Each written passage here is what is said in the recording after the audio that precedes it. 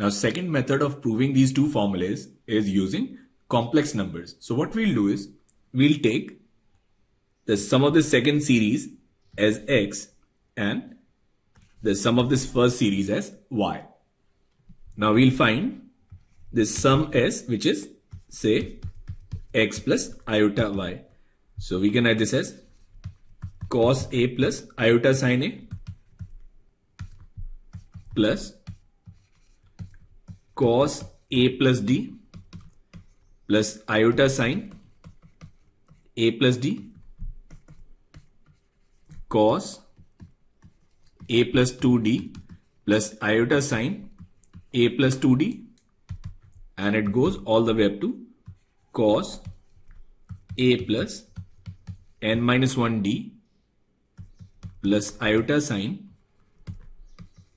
a plus n minus 1 into d. Now here we'll use Euler's formula, and which is cos theta plus iota sin theta. It is nothing but e to the power iota theta. So we can write this as e to the power iota a.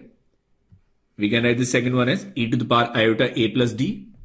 This is e to the power iota a plus 2d, and here we'll get e to the power iota a plus n minus 1d. So we can write this series s as e to the power iota a plus e to the power iota a plus d e to the power iota a plus 2d,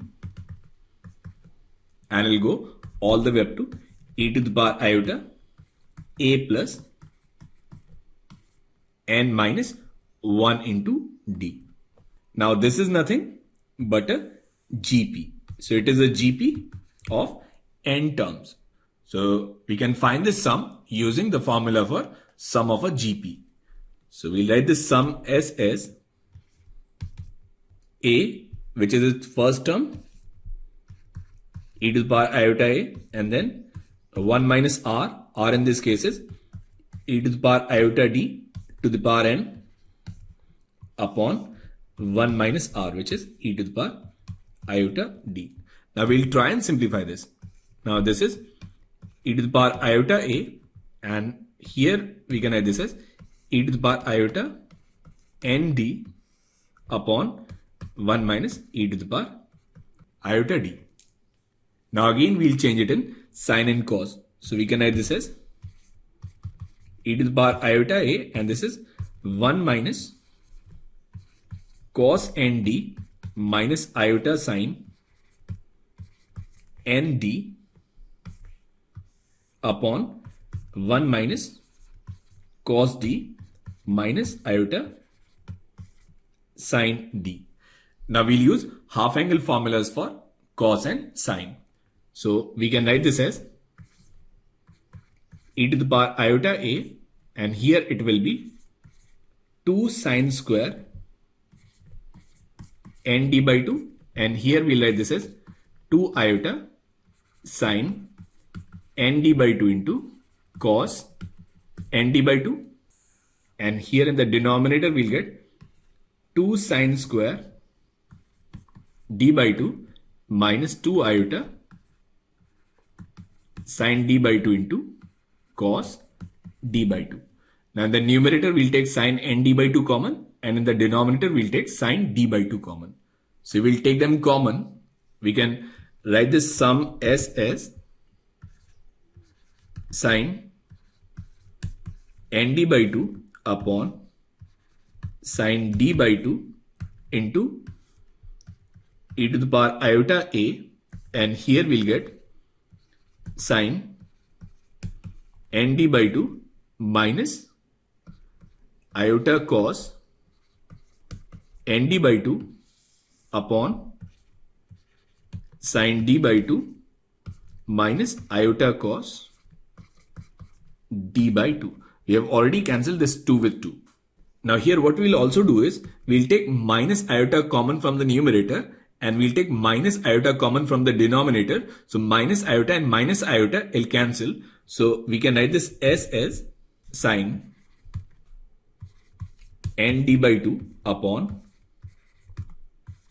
sin d by 2 e to the power iota a, and we'll take minus iota common. We'll write this cos term first. So it'll be cos nd by 2, and then this is iota to the power 4. If we'll take iota cube common, we'll get this as plus iota sine nd by 2.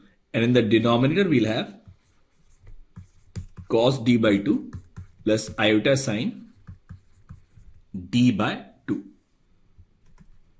which is nothing but sine nd by 2 upon sine d by 2 e to the power iota a, and this is e to the power iota nd by 2 upon e to the power iota d by 2. We can write this as sine nd by 2 upon sine d by 2, and here it will be e to the power iota. Now this is a plus n minus 1 into d by 2. So we can write this as sine nd by 2 upon sine d by 2, and this is cos a plus n minus 1 d by 2 plus iota sine a plus n minus 1 into d by 2.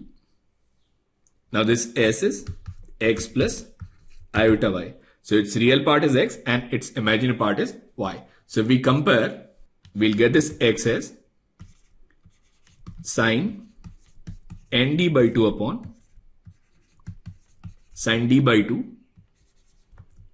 cos a plus n minus 1 d by 2, and y is sine nd by 2 upon sine d by 2 sine a plus n minus 1 d by 2, which proves our formula. So these are the two methods with which we can prove this formula. Now let us take some questions where we'll be using this formula.